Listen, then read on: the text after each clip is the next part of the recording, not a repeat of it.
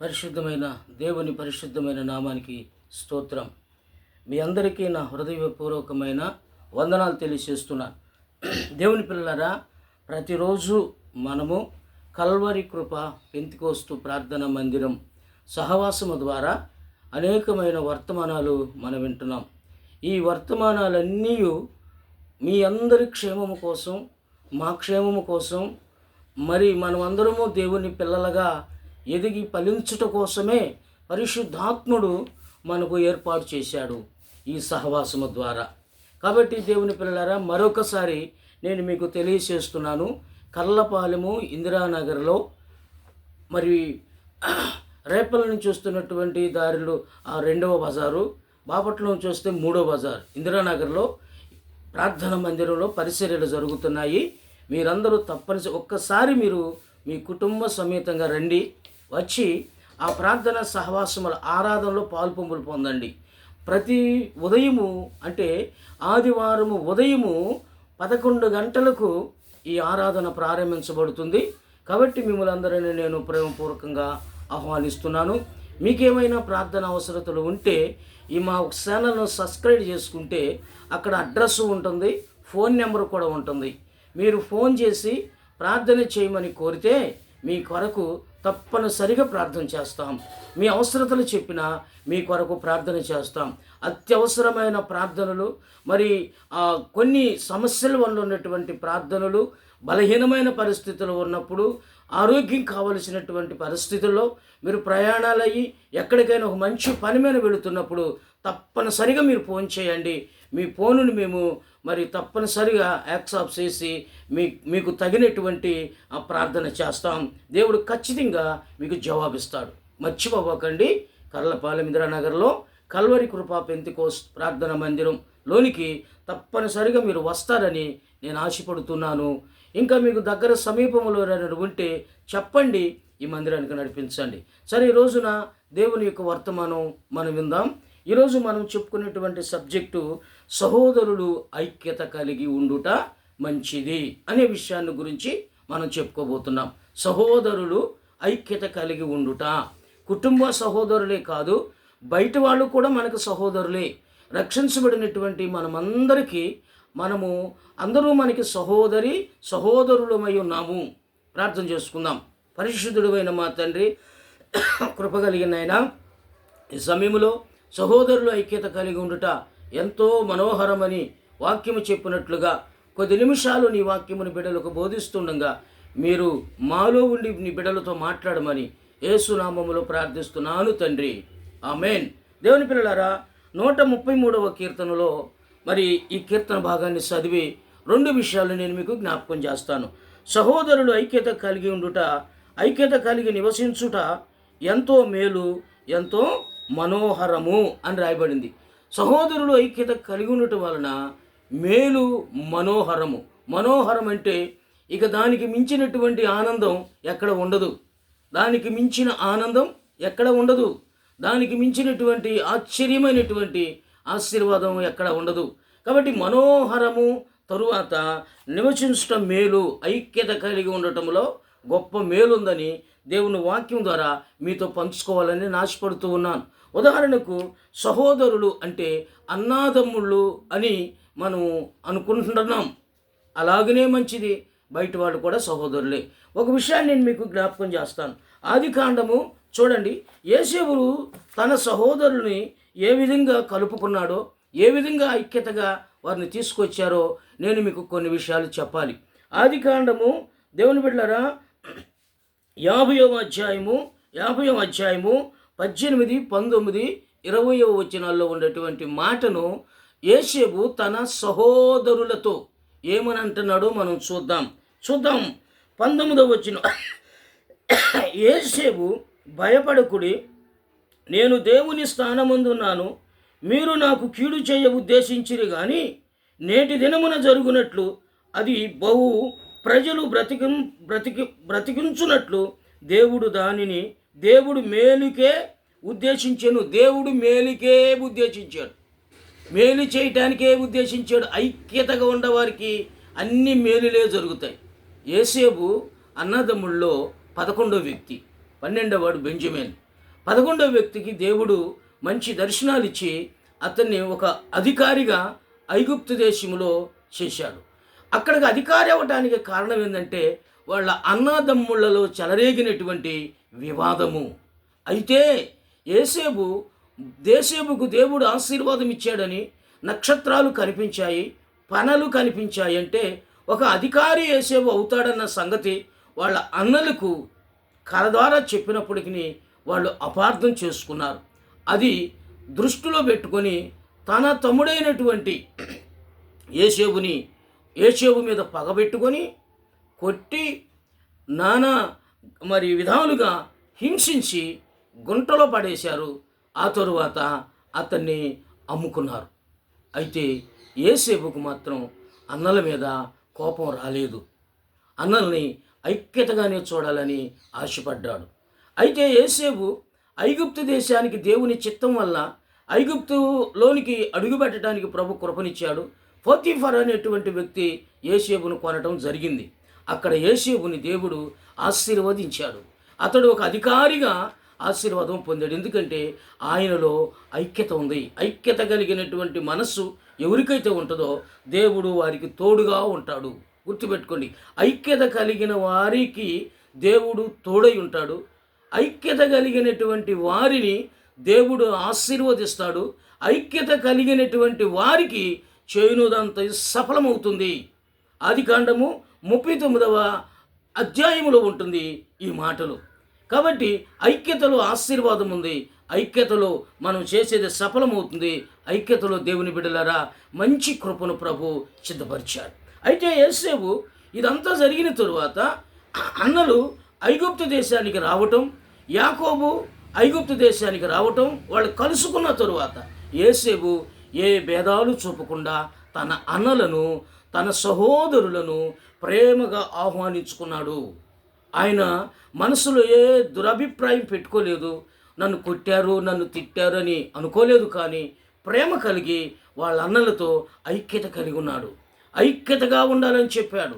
దేవుని బిడ్డలారా, యేసేబు ఒకసారి వాళ్ళ అన్నలతో చెబుతాడు, వాళ్ళ ఆహారం తీసుకొని వెళుతున్నప్పుడు మీరు ఒకరికి ఒకరు వివాదాలు ఆడుకోవద్దు, ఒకరికి ఒకరు మీరు గొడవలు రేపుకోకుండా క్షేమముగా తండ్రి వద్దకు వెళ్ళమని చెబుతాడు. యేసేబులో ఎక్కువ ఐక్యత కలిగినటువంటి మంచి ప్రేమ అతనిలో ఉంది. దేవుని పిల్లలారా, ఐక్యత కలిగి ఉండటం కానీ ఐక్యత కలిగి ఉంటే దేవుని ప్రేమ మనలో ఉంటుంది. ఆ ప్రేమ వలన మనం అందరినీ ప్రేమించగలుగుతాం. అయితే ఇక్కడ ఇది జరిగిన తరువాత వాళ్ళందరూ 70 మంది ఐగుప్తు దేశంలో కలుసుకున్నారు. యాకోబు సంతతి వారు 70 మంది కలుసుకున్నారు. బాగా వాక్యంలోనే ఉంటుందన్నమాట. కలుసుకున్న తదుపరి జరిగింది ఏంటంటే, కొన్నాళ్ళు తర్వాత యాకోబు చనిపోతాడు. యాకోబు చనిపోయేటప్పుడు యాకోబును తీసుకుని వెళ్ళి కానాను దేశంలో సమాధి చేసి తిరిగి వస్తున్నప్పుడు వాళ్ళ అన్నల ఆలోచన చూడండి. ఇప్పటికీ వాళ్ళు ఒక గుణం మారకపోతే ఎలా చూద్దాం. ఆదికాండం 50వ అధ్యాయము 19, 20, 21 వచనాల్లో వాళ్ళు ఏమని ఆలోచన చేస్తున్నారంటే, మరి తండ్రి మనతో ఉన్నప్పుడు యేసేబు మనల్ని ఏం అనలేదు, ఇప్పుడు తండ్రి చచ్చిపోయాడు. యేసేబుకు మనం చేసినటువంటి కీడును బట్టి, యేసేబుకు మనం చేసినటువంటి అన్యాయాన్ని బట్టి ఆయన మన మీద పడి మనలను దాసులుగా చేసుకుంటాడు, లేకపోతే మనల్ని చంపేస్తాడేమోనని భేదాభిప్రాయంతో కూడిన మాటలు మాట్లాడుకుంటున్నారు. వాళ్ళు ప్రేమించాడు కదండి, దగ్గరకు తీసుకున్నాడు కదా, ఐక్యత కలిగి ఉందామని అన్నాడు కదా. కానీ వీళ్ళలో ఒక ద్వేషముతో కూడినటువంటి మాటలు వాళ్ళలో నుంచి వస్తున్నాయి. ఆదికాండము 50వ అధ్యాయము 16, 17 వచనాల్లో ఉంటాయి. యేసేబు అక్కడి నుంచి తన ఇంటికి వచ్చినప్పుడు వాళ్ళందరూ భయపడిపోయి ఇంక మనల్ని చంపేస్తాడేమో అని అన్నప్పుడు యేసేబు వారిలో ఉన్నటువంటి భయాన్ని గమనించిన యేసేబు 19వ వచనములో అంటున్నాడు, మీరు భయపడబాకండి, నేను దేవుని స్థానంలో ఉన్నాను, నేను మిమ్ములను మీ పిల్లలను పోషిస్తాను. చూడండి, మీరు భయపడబాకండి, నేను మిమ్ములను మీ పిల్లలను పోషిస్తాను, మిమ్మల్ని అందరూ నేను ప్రేమిస్తాను, మనం విడిపోవద్దు, మనం అందరం ఐక్యత కలిగి ఉంటాం, నేను మిమ్మల్ని పోషించుకుంటాను అని యేసేబు వారితో ప్రీతిగా మాట్లాడాను అని రాయబడింది. ప్రీతిగా చూడండి, ఆదికాండము 50వ అధ్యాయము 21వ వచనములో కాబట్టి భయపడకుడి, నేను మిమ్మలను మీ పిల్లలను పోషించదనని చెప్పి వారితో ప్రీతిగా మాట్లాడెను. ప్రేమ కలిగి మాట్లాడాడు. అన్నీ మర్చిపోయాడు.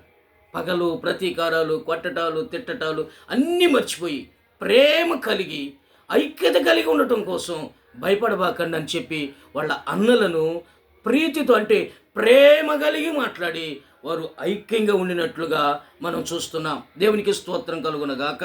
మనకి దేవుని పిల్లలారా ఎలాంటి భేదాభిప్రాయాలు మనకు వద్దు, ఎలాంటి చెడ్డ ఆలోచనలు మనకు వద్దు, పగలు ప్రతీకారాలు మనకొద్దు. యేసుక్రీస్తు వారి ప్రేమ కలిగి జీవిస్తే యేసయ్య మనల్ని ఆశీర్వదిస్తాడు. శాశ్వతమైన ఆశీర్వాదముతో మనల్ని ప్రేమిస్తాడు. కాబట్టి ప్రేమ కలిగి ఉండటం వలన, ఐక్యత కలిగి ఉండటం వల్ల దేవుని కృపను కూడా మనం పొందుకుంటాం. కాబట్టి ద్వేషించడం వల్ల, భేదాభిప్రాయాలు కలుగు చేయటం వల్ల ఏం ఉపయోగం లేదని యేషేబును బట్టి మనం తెలుసుకుంటున్నాం. రెండవ విషయాన్ని నేను మీకు జ్ఞాపకం చేస్తాను. యేసుక్రీస్తు సహోదరుల గురించి చెప్పాలి. యేసుక్రీస్తు యేసేబుకి మరియముకి ఒకడే కుమారుడు కాదు. యేసేబు మరియముకు యేసయ్య పుట్టిన తరువాత కొంతమంది సహోదరులు పుట్టారు. యేసేబు సహోదరులు కలిగి ఉన్నారు. అయితే యేసేబు పరిచర్య చేస్తున్న దినాల్లో యేసుక్రీస్తు యొక్క సహోదరులు యేసుక్రీస్తుని యాక్సెప్ట్ చేసేవాళ్ళు కాదు, పట్టించుకునేవాళ్ళు కాదు. యేసేబుని, యేసయ్యను తృణీకరించి మాట్లాడేవారు. అయినా కానీ యేసయ్య మాత్రం వారిని ప్రేమిస్తూనే ఉన్నాడు. చూడండి, యోహాను సువార్త 7వ అధ్యాయము 2-3 వచనాల్లో యేసుక్రీస్తు వారు యెరూషలేములో దేవుని బిడ్డలారా పర్ణశాల పండగకు వెళ్తున్నారు. ప్రతి సంవత్సరం వెళ్తారు వాళ్ళు. పర్ణశాల పండగకు సహోదరులు వెళ్తారు, అందరూ యెరూషలేమునకు వెళ్తారు. అయితే యేసేబు సహోదరులు కూడా యెరూషలేమునకు వెళ్ళారు. వారితో పాటు యేసుక్రీస్తు కూడా యెరూషలేమునకు వెళ్ళాడు. వెళితే వాళ్ళ అన్నలు యేసుక్రీస్తును చూసి అంటున్నారు, ఏమన్నాడో చూసారా? దేవుని బిడ్డలారా గమనించి 3వ వచనములో ఆయన సహోదరులు ఆయనను చూచి నీవు చేయుచున్న క్రియలు ఆ క్రియలను చూచున్నట్లు ఈ స్థలమును విడిచి వెళ్ళు అంటున్నారు. తృణీకరించారు యేసయ్యను. ఎవరు? యేసుక్రీస్తు సహోదరులే తృణీకరించారు. వెళ్ళిపో, నువ్వు చేసే ప్రార్థనలు, నువ్వు చేసే అద్భుతాలు, నువ్వు చెప్పే వాక్యము, నీ పరిస్థితులన్నీ మా ముందు చల్లవగానే వెళ్ళి నీ ప్రజల ముందు చేసుకోమని యేసుక్రీస్తును తృణీకరించారు. అయినను కానీ యేసుక్రీస్తు వారిని తృణీకరించలేదు, కానీ వారిని ప్రేమించాడు. దేవునికి స్తోత్రం కలుగునగాక. మరొక విషయం జరిగింది ఏంటంటే, ఇలా ఉన్నప్పుడు యేసుక్రీస్తు వారిని ప్రేమిస్తూనే ఉన్నాడు, కానీ ఎప్పుడూ తృణీకరించలేదు. మనము ప్రేమించే వారిగా ఉందాం. ఐక్యత కలిగి ఐక్యభావంతో ఉండేటువంటి ఆలోచన కలిగి మనం ఉంటే మనం కృప పొందుకుంటాం, మనం ఆశీర్వదించబడతాం. దేవుని బిడ్డలారా, అయితే జరిగిన విషయం ఏంటంటే, యేసుక్రీస్తు వారు సిలువ వేయబడిన తరువాత, ఆయన చనిపోయిన తరువాత, పునరుద్ధానుడు అయిన తరువాత అప్పుడు నమ్మారండి యేసుక్రీస్తు వారి యొక్క సహోదరులు యేసుక్రీస్తుని. ఎలా నమ్మారు? ఈయన దేవుని కుమారుడు, ఈయన ఐక్యత కలిగిన వాడు, ఈయన పునరుద్ధానుడని నమ్మి అప్పుడు వారు ఏం చేశారంటే, ఎప్పుడు సిలువ మరణము పొందిన తరువాత, ఆ తరువాత పునరుద్ధానుడైన తరువాత అప్పుడు నమ్మారు యేసయ్య సహోదరులు యేసుక్రీస్తుని. అప్పుడు యేసుక్రీస్తు దగ్గరకు వస్తే యేసుక్రీస్తును వారందరినీ ప్రేమించి సహోదరులుగా ఐక్యపరిచాడు యేసయ్య.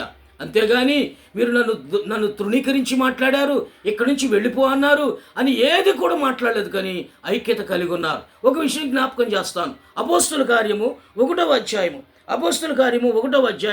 14వ వచనములో వాళ్ళ సహోదరులు, యేసుక్రీస్తు సహోదరుల గురించే చెబుతున్నాను. వాళ్ళందరూ కలిసి యేసుక్రీస్తు వారు ఆరోహణమై శిష్యులు చూస్తుండగా పరలోకానికి వెళ్ళిన తరువాత యేసుక్రీస్తు చెప్పాడు, మీరు ఈ యెరూషలేములోనే ఉండి తండ్రి చేత పంపబడిన వాగ్దానాన్ని పొందుకొని, పరిశుద్ధాత్మను మీరు పొందుకొని, యూదయ సమరయ భూదిగంతముల వరకు నాకు సాక్షులుగా ఉండండి. అందాక మీరు కనిపెట్టి ఎడతెగకుండా ప్రార్థన చేయమని తన శిష్యులతో యేసుక్రీస్తు చెప్పినప్పుడు, ఎప్పుడు? ఆరోహణమై వెళుతున్నప్పుడు, పునరుద్ధానుడై ఆరోహణమై వెళుతున్నప్పుడు ఈ మాట చెప్పినప్పుడు, దేవుని బిడ్డలారా, యేసుక్రీస్తు యొక్క సహోదరులు ఇక్కడ రాయబడింది. యేసుక్రీస్తు సహోదరులు కూడా ఆ యేసుక్రీస్తు శిష్యుల దగ్గరకు వచ్చారు. వచ్చి చూడండి, వచ్చి వీరందరూ చూడండి దేవుని బిడ్డలారా, వీరందరూ వీరితో కూడా కొందరు స్త్రీలను, యేసు తల్లి అయిన యేసు తల్లి అయిన మరియయు ఆయన సహోదరులు ఏక మనసుతో ఎడతెగక ప్రార్థన చేస్తున్నారు. యేసుక్రీస్తు శిష్యులు కూడా, యేసుక్రీస్తు శిష్యులతో పాటు యేసయ్య సొంత సహోదరులు కూడా వచ్చారు. అంటే యేసుక్రీస్తులో ఐక్యత కొరకు వాళ్ళు వచ్చారు. దేవుని బిడ్డలారా, అక్కడ ఎడతెగకుండా ప్రార్థన చేస్తున్నారు. యేసయ్య శిష్యులు, యేసయ్య సహోదరులు ఉన్నారు, ఆయన కన్న తల్లి మరియమ్మ ఉంది, ఆయన శిష్యులు ఉన్నారు, ఇంకా అందరూ ఉన్నారు. వీళ్ళందరూ మేడగదిలో ఐక్యత కలిగి ప్రార్థన చేస్తున్నప్పుడు వారి మీదకి పరిశుద్ధాత్మ దిగింది. దేవునికి స్తోత్రం కలుగునగాక. ఎడతెగకుండా ప్రార్థన చేస్తున్నారు. చూడండి, యేసుక్రీస్తు కూడా తన సహోదరులను ద్వేషించలేదండి. యేసుక్రీస్తు కూడా తన సహోదరులను నెట్టివేయలేదండి. అవమానపరిచే మాటలు మాట్లాడారండి యేసయ్యను తన సహోదరులు. అయినను కానీ బాధపడలేదు, దుఃఖపడలేదు, వారి మీద ద్వేషం పెంచుకోలేదు. తన సహోదరులను కూడా యేసుక్రీస్తు వారు చేర్చుకున్నాడు. యేసుక్రీస్తువే సహోదరులను చేర్చుకొని ఐక్యతను చూపించిన మన ప్రభు అయినటువంటి యేసుక్రీస్తు కంటే మనం గొప్పవారిమేం కాదు. నా దేవుని పిల్లలారా, ఐక్యత కలిగి ఉండడానికి సహాయం ఇచ్చేయండి. భార్యాభర్తల్లో ఐక్యత ఉండాలి, తండ్రి కొడుకు ఐక్యత ఉండాలి, కూతురు గుత్తాలికి ఐక్యత ఉండాలి, కుటుంబంలో ఉండాలి ఐక్యతగా ఉండాలి, సంఘములో వాళ్ళు ఐక్యతగా ఉండాలి. అందరూ ఐక్యత కలిగి ఉన్న రోజున నీవు ఆశీర్వదించబడతావు. ఐక్యత కలిగి ఉన్న రోజున నీవు ఫలిస్తావు. ఐక్యత కలిగి ఉన్న రోజున దేవుడు నీతోనే ఉంటాడు. తన పరిశుద్ధ ఆత్మను నీ మీద కుమ్మరిస్తాడు. నీవు పరిశుద్ధ ఆత్మను పొందుకొని దేవుని సాక్షిగా ఉంటావు. దేవుని పిల్లలారా, యేసేపును కష్టాలు పెట్టినా వాళ్ళ అన్నలను తృణీకరించలేదు. యేసేపుని ఈ చిత్రహింసలు పెట్టినా వాళ్ళ అన్నలను ప్రేమించి ఐక్యతనే చూపించాడు యేసేపు. యేసుక్రీస్తు వారిని తన సహోదరులు ద్వేషించిన యేసుక్రీస్తు ఐక్యతనే చూపించాడు. ఈ వాక్యాలు మీరు తరువాత తప్పనిసరిగా చదవండి. కాబట్టి దేవుని బిడ్డలారా, ఐక్యత కలిగి ఉంటే ఆశీర్వాదం ఉంటుంది. ఏ ఇంటిలో ఐక్యతగా ఉంటారో ఆ ఇల్లు ఖచ్చితంగా ఆశీర్వదించబడుద్ది. మీరు గుర్తుపెట్టుకోండి, ఏ ఇల్లు ఐక్యతగా ఉంటుందో ఆ ఇంట్లో ఆశీర్వాదం ఉంటుంది. కాబట్టి దేవుని బిడ్డలారా, దేవుని కృప పొందుకుంటారు. శాశ్వతమైనటువంటి జీవాన్ని పొంది ఆయన కృపలో ముందుకు సాగిపోతూ ఉంటారు. కాబట్టి ఐక్యత కలిగి ఉండండి, ఆశీర్వాదాలు పొందండి. దేవుడు మనలను దీవించునుగాక. ఆమేన్. ప్రార్థన చేసుకుందాం. పరిశుద్ధుడు అయిన మా తండ్రి, కృప కలిగిన ఆయన, కొన్ని విషయాలే మీరు మాతో మాట్లాడారు. యేసయ్య, మీరు కూడా ఐక్యత గురించి చూపించారు. యేసేపు కూడా ఐక్యతను గురించి చూపించి సహోదరుల ఎడల ఎలా ప్రేమ కలిగి ఉన్నారు ప్రభువా, వారు వాక్యము ద్వారా ఈరోజు మేము చూసాం. ఆయన ప్రతి బిడ్డలు ఐక్యత కలిగి ఉండేందుకు సహాయం చేయమని బిడ్డలందరినీ బలపరిచి ఈ వాక్యము ద్వారా బిడ్డలందరూ ఒకరితో ఒకరినొకరు సమాధానము కలిగి ఐక్యత కలిగి ఉండినట్లుగా సహాయం చేయమని ఈ సమయం ఇచ్చినందుకు మీకు కృతజ్ఞతాస్తుతులు చెల్లిస్తూ యేసు నామములో ప్రార్థిస్తున్నాను తండ్రి. ఆమేన్. తండ్రి అయిన దేవుని కృపయు, కుమారుడైన యేసుక్రీస్తు వారి యొక్క ప్రేమ, పరిశుద్ధాత్మ సహవాసము ఇప్పుడు ఎల్లప్పుడూ సదాకాలం మనందరికీ దేవుడు ఐక్యత అనుగ్రహించి ఆశీర్వదించునుగాక. ఆమేన్. ఆమేన్. మీ